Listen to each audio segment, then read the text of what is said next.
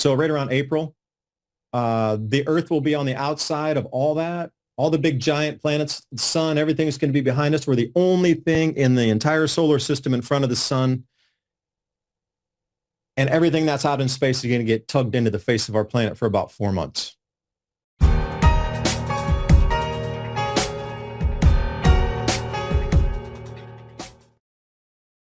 Imminent right now. This is going to reshape our planet here. Perfect. Okay.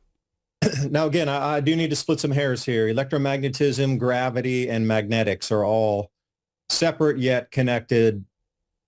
And will there be gravitational effects because of planetary bodies lining up? That's an unknown. Some people say yes, some people say no. Will there interlooping on toroid fields of magnetic transference or possibility or potentiality occur? Again, some people say yes, some people say no. But until the events happen, we just don't know. But I guarantee we're going to learn a lot about science during this time on interlooping magnetic field currents and how those are affected by the sun and all of our planets and the interplay between those fields. We're going to learn more about this in the next 6 months than we probably have in the last 500 to 800 years in the next 6 months. So these weather fronts are getting incredible.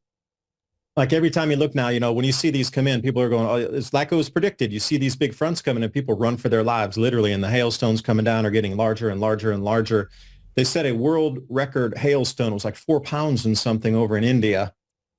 And that was a biggie. So these things are starting to uptick. We're going to next slide. This is event number 1, what we're looking at here.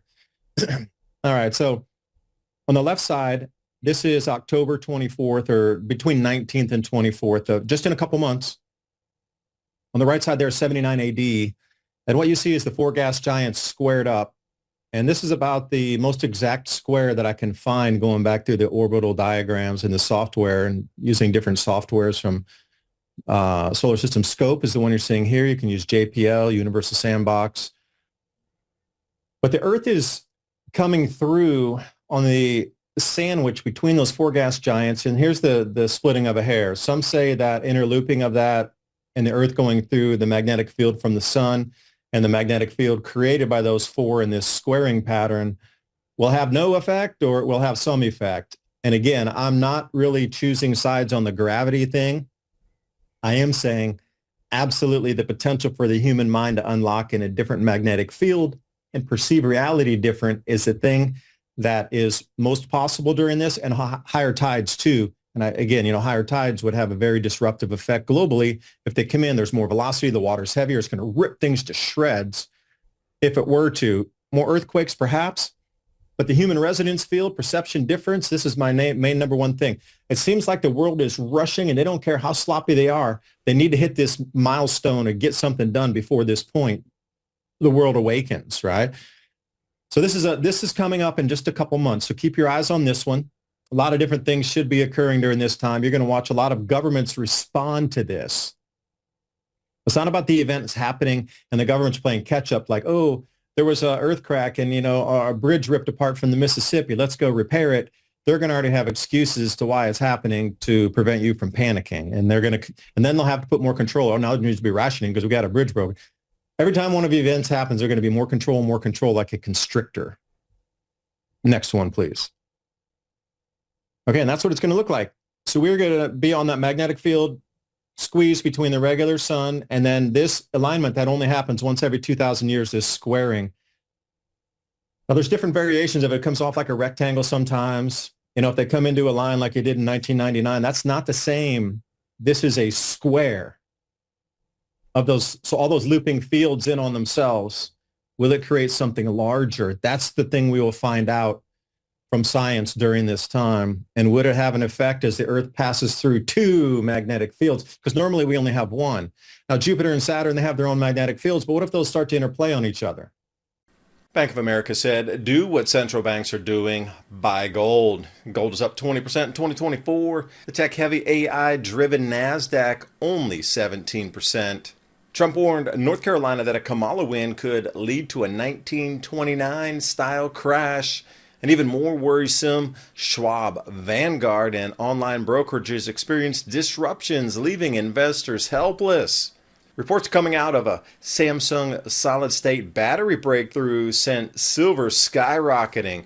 JP Morgan forecasts silver to surpass $36 an ounce in 2025. All of this ahead of the rate cuts, as now the market is baking in a 90% chance of rate cuts in September.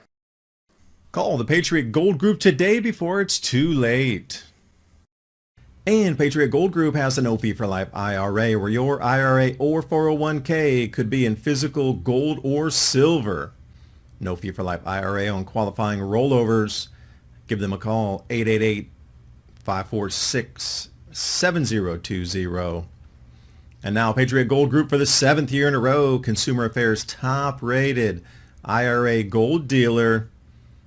Give them a call, 888-546-7020. And now on with the video.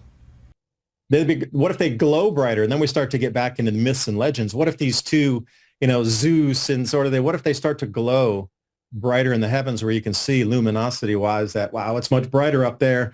How are they going to respond to that on Earth and keep people calm when two planets start glowing brighter just magically in October? This is something to contend with as well, the perception management. Okay, and that'll be in the middle of October here to the end of October. So that's event number 1. And if we could can you go to next? Okay. And again, it's about this resonance. Now, this thing usually moves in the PowerPoint, but it's cymatics. So when you put a different frequency or vibration in something, it changes the shape of it. It changes the actual structure of it. So if there were to be some change electromagnetically because of where the planets sit in this geometry not seen in thousands of years, the way that, again, either our Earth behaves or the human behaves will be greatly affected during this time. Would you be even able to perceive that, because you're inside the new magnetic field, so would you even perceive that there was a change versus being an outside looker on the way in, because you're going to be encapsulated in this field as it changes? So will you even notice that it changed? That's another question. There's a lot of, things that are unknowns at this point. Can we go to the next one? And now this is another big thing, and you can't tell me with a straight face, 2 weeks ago, they started to put out all these news articles that now we have an electric field from 100 miles up all the way to the ground that has this electric frequency in it all the way around the whole planet that somehow they just discovered last 2 weeks ago. They've been talking about this for thousands of years. They talked about the ether. Tesla was tapping into this thing for wireless electricity in the 1880s, and suddenly just this last 2 weeks, they found it, they quote unquote discovered it, and the amount of news headlines on this thing, if you're into the science news, it was like the number 1 news headline. They verified that there's a millivolt charge and actually voltage charge difference between the ionosphere and our ground, that you could maybe tap that and create electricity and atmospheric harvest it. And then people are now suddenly, well, you know what? Not enough minerals. Let's just go ahead and use this new system. This is way better than building solar panels. Are you kidding me? All right, what's the next one there? Actually, then I've got just to pull up here. This is please do. Yeah, that's the one. Yeah, right there. That was off the NASA feed. Yeah, so NASA discovers long-sought global electric field on Earth, right? They're saying that a rocket team reports the first successful detection of Earth's ambipolar electric field, a weak planet-wide electric field as fundamental as Earth's gravity and magnetic fields. Quick question, right? With this, you mentioned a lot about perception management. Do you think that they're coming out and talking about this because they realize that more and more people are becoming aware of it, and they have to be able to be in front of it? Because if ordinary citizens like Ashton Forbes, for instance, who's been researching the MH370 and alternative electricity, that it's like that the average person is now talking about this stuff and talking about ether and electroculture, and that they're now trying to get out in front of it. And then they're going to have to maybe unveil it in a way they can control and they can kind of manipulate. Yeah, but the same thing as I was saying in the beginning with global warming, the reason they gave you an excuse that the weather was going to change, so when you saw it that you wouldn't panic. The same thing with the green agenda, where they were saying windmills, solar panels, electric cars. Okay, they knew it right from the beginning there wouldn't be enough copper in the world to do. They have to mine more copper in the next 30 years than they did in the last 2,000 years to make this green transition work. So that's simple math, 30 years or 2,000 years. That's a big difference. But imagine moving over into this atmospheric harvesting. Oh, we just hopscotch that. And then suddenly they have anti-gravitics, We don't need the roads any longer. They have all of these, perpetual energy devices that are spinning. And I bet a lot of them will be based on using magnets and opposite rotational disks that'll provide you with electricity forever. But I guarantee they're not going to give it to you for free. It'll be another meter-based system or something. They'll try to say you have to pay for the Earth's magnetic field somehow, or you have to rent the device or something like this. It's very strange that all of this planetary magnetic field change talk is around the circles as well, coming out into the mainstream. And suddenly in the same weeks leading up to that October event, suddenly they find that the Earth's magnetic field, did you see what the most important thing is? It's as important as gravity. Now, for me, gravity is a big, very important part of keeping your feet on the ground. So if they're saying the atmospheric charge is just as important as gravity, well, then I think our scientists are not really scientists. They're quacks and shills. If they couldn't figure that out already, come on. Exactly. So that helps explain this, then, what you're talking about. That they're saying, it's called the global electric circuit, and I forgot to label that. Global electric. Eugene Bagashev's the expert on that. I see. Okay. So I'll let you continue with the presentation. Oh, please. And it's only a few more slides. And it's kind of, these next ones are very easy to understand. All right. So this square is significant that it only occurs every several thousand years. And then, if you start to plug those planets in on the Kabbalah there, then, you start to have something. For me, it's the beginning of the cycle. Not every planet plugs in cleanly. So if you roll around over the next, multiple years, decades, whatever, you can find the completion point where that would plug in the bottom and then finish that cycle. But I am very firm that they have marked in time the beginning of the cycle encoded in religion, as you spoke of before. Then we go the Hyundai Cross. They could never figure out, why is the sun angry? What are those four things around the sun? Well, right there you go. Your planetary, Jupiter, Saturn, Uranus, and Neptune. I mean, so they were wondering, this has been such a contentious area of study. Like, why is there an angry sun? What's causing the angry sun? But you start to see the squaring of those planets, and you plug those in, and you go, well, that possible answer right there. Interesting. All right, so these things are encoded in history. You just need to go look for them. And once you know what you're looking for, you can start to find glimpses. Or this goes on to what you showed me with the NASA article. Earth has planet-wide electric field. That's important as gravity. Okay. And then NASA discovers it again here. Global electric field, or you could say global electric circuit. And these are just a bevy, a couple of headlines that I thought had some real reliable sources behind it, so you wouldn't go, well, you got that one off the Babylon Bee or something. It's coming from NASA itself and Earth.com, which is connected to space agencies, European Space Agency. Okay, and this is where the rubber meets the road. This is the previous cycle, and the Maunder minimum 1640. They knew this is a reconstruction of temperature where the crops were lost. So if we're coming into repeating cycles, you already know where the crops are going to be lost, all right? This is the main thing. They already knew where they were lost the last cycle. And the previous cycles before that, talking about native or first peoples that had sent legends and stories down of, cataclysms and how, in New Zealand, the islands were pulled out of the water by a fisherman. Well, that was obviously a zero magnetic field state on our planet where, like in that movie 2012, where Ireland just rose out of the ocean. I mean, there's some real validity behind a lot of these stories, myths, and legends. They just couldn't explain it because they didn't have the science at the time.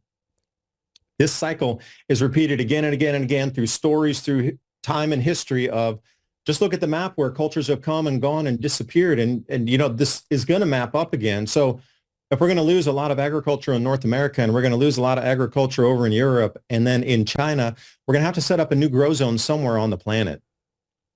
And that's why your BRICS and all the investment in North Africa and the Sahel have just magically appeared. The stability is amazing. Civil wars are stopping. New investment projects are going in. Resources are coming out. All these agreements are made. And suddenly, right now, right when all this is happening, it's just, wow, we live in a great world. It's so coincidental. Then we go to the next one. And they say, this is what I'm talking about. These are the types of patents they're coming out with. They're actually trying to couple this now with some of these articles to say, hey, there's a possibility, quote unquote, possibility of atmospheric electrostatic harvesting, meaning they're going to pull that charge out of the air. Literally, that's always here because we have a magnetic field and you can generate power with it. But that's free. They charged you for the last 120 years. Deal with that. How angry are you going to be when you realize these have been around since the 1880s, these inventions, these patents, and then they suddenly told you had to pay and go to work every month and you had to drive and all the pollution and everything, and we could have gone straight to this, and we could have had weightless vehicles where we wouldn't have needed to buy any or build any roads. That's crazy. Like they hid this from us for 100 plus years, and they're just coming out now with all these changes in the heavens at the same time. You know, there has to be something related here. So I digress, please. Event number 2, here we go. Okay, so you can just follow your eyes with this, pretty easy one to read. Okay, Mars, Earth, and Venus are going to make a perfect line. And on the exact same time, Jupiter, Earth, and Mercury will make a perfect line, but the Earth will be in the center and a cross coming up. When's that? December 13th of this year. Just following right after that electromagnetic strangeness in October, we get this crossing. Now, again, this is where a lot of people are going to say, well, nothing's going to happen. Gravity, it doesn't matter. The planets can line up. Nothing's going to happen. But there's a whole bevy of peer-reviewed research say when these, especially Jupiter and Mercury being its iron core, when those two and the Earth sandwich in the middle, we get a lot of big earthquakes and volcanoes going off. Okay, that's on a single line. But now we got another whole line of Venus and Mars at the same time. We are literally in a galactic cross right there. So that's coming up on December 13th. So you got to feel that big governments, you're coming through this electromagnetic event, and then we're coming to this real crossing here that could have some earthquake and volcanic events right in a row. And then event number 3 comes in right directly after that in the beginning of the year. Merry Christmas, Happy New Year, the fuzz. So right around April, the Earth will be on the outside of all that. All the big giant planets, the sun, everything's going to be behind us. We're the only thing in the entire solar system in front of the sun. And everything that's out in space is going to get tugged into the face of our planet for about 4 months. Fireballs. You seen a lot of fireballs lately? I'm just asking. There's a huge amount of daytime sighting, nighttime sighting, giant fireballs breaking up multiple pieces, ground shock, everything. So here, I actually want to dissect this for you so you can see what's coming. I think this is one of the main, I think they're more preparing for this on the physical damage side than the perception change side. So you got these 3 giant events coming in. Big government and try to control the citizens on the planet when they see daytime fireballs coming in every day, ground shocks, window breaks, etc. So keep going forward with that. And I got a little bit deeper on you here. Okay, so here's the Earth in front. The last diagram I showed you is where the Earth was behind that, tucked in between those 2 possible potentialities of double magnetic looping toroid fields. And now we're out in front. So all that is pulling everything, whatever's in front of us in space, right into the planet. Everything's behind us. Okay, now if you go for, I'm trying to put it in context. I like to use visuals here. So that's the Earth, and every gravitational body is behind us. We are out there. Mars, is next to us, sort of ish, but everything else is behind us. So as the solar system's transiting, it's like an arrowhead. We're right in the front of it. Next slide, please. The front duck, right? Yeah, we're on a windshield right now. So then a wide-out view, to put it in perspective, like there's nothing in front of the sun, and that's us in front of the sun. So that everything's just it's just pulling. Everything's going to get pulled in front. And wherever we travel through this more debris region dense area of space, we're just going to get hit in the front for a few months, not forever, just for a few months. You got a cave on your property, and here you get right side is us. Behind the sun, sandwiched between 2 magnetic fields. And within 6 months, we spin out of that, and we are the only body in the entire solar system in front of that. There we go. Speaking of spinning stuff, that was just like interesting that would come up. But then we're spinning right in front of, within that 6-month transition of something we haven't seen in 2,000 years, spinning out into the front of the sun, and everything gravitationally behind us, like this 6 months, and you can see why governments are responding or getting a little bit crazy. That might make sense why you're seeing the world seemingly turned upside down. It's not because of CO2. It's because of what's expected perceptionally, gravitationally, and infrastructurally breaking during this time and still trying to maintain control. So if that makes sense, thanks for letting me talk. Some people think I'm a little out there with my ideas, trying to connect them together. but perhaps not. I'll let you decide. Please do your own research. That's all I can ask. Please do your own research and get prepared.